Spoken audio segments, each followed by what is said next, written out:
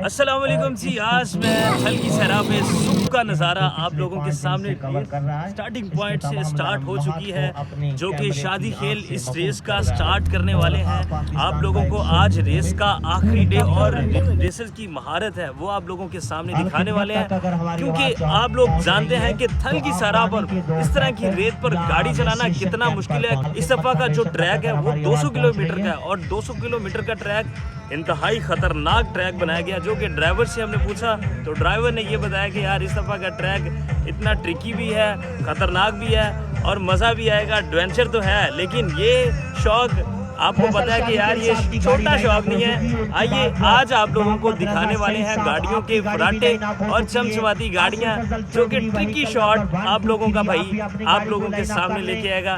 तो देखना मत भूलिएगा, क्योंकि आप लोग चाहते हैं कि थल की सहरा से आपको खूबसूरत नज़ारा मिले। तो देख सकते हैं ये खूबसूरत नज़ारा। आप भी अपनी गाड़ी को लाइन अप कर लें।